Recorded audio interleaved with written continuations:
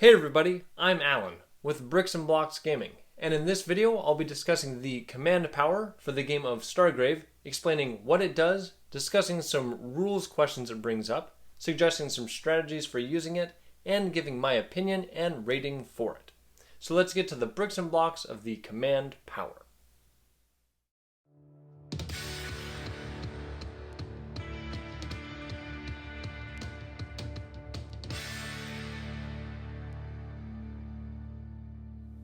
In the main Stargrave book, command is one of the core powers for the veteran background.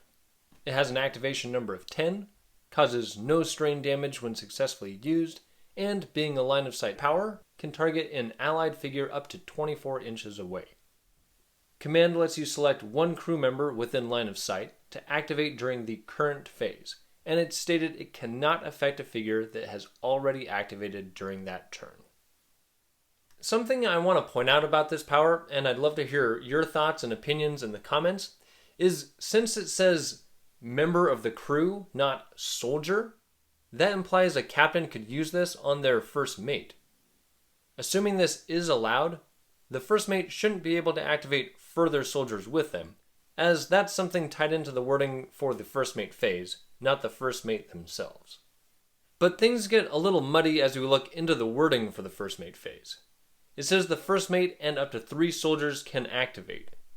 Those soldiers have to be within 3 inches of the first mate, but it doesn't say the soldiers activating are dependent on the first mate actually activating in that phase.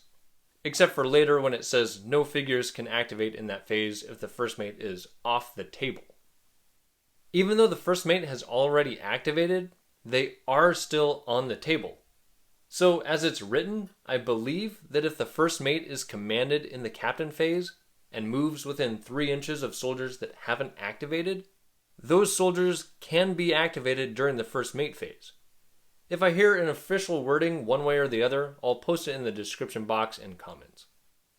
Another thing I'll point out is any figure it's used on can't be part of a group activation, as that would have to have already been declared, and would either be in the middle of it or just finishing up. And if a group activation was currently in effect, the commanded figure would have to wait until the group activation was completed by everyone involved before taking their actions. If just standard activations were happening in the phase, the figure should be free to act in whichever order they want among the soldiers still planning to activate that phase.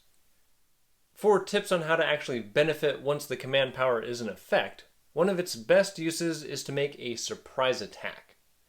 It's common for players to plan their strategies based on when their opponent's figures will be activating, so being able to surprise an opponent by commanding a well-positioned sniper to fire out of turn, or sending a figure into melee combat to stop a loot hauler who is just about to leave the table, can be very useful.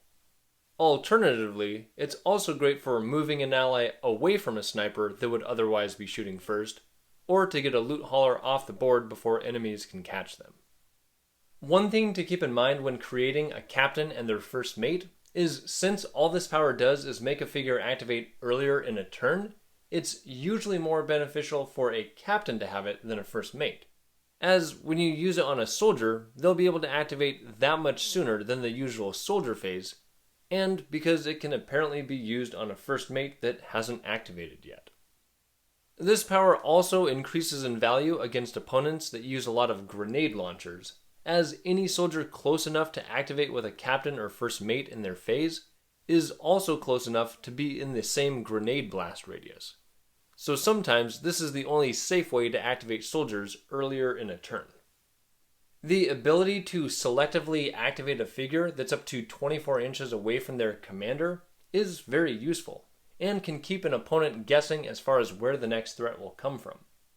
It isn't usually as useful for a first mate to know, however, and since it doesn't actually net any actions, just makes them happen quicker, I'm giving command 3 out of 5 stars for being a power that might create 1 or 2 clutch uses in a game, and can really increase a crew's options, but mainly just when it's part of a captain's repertoire.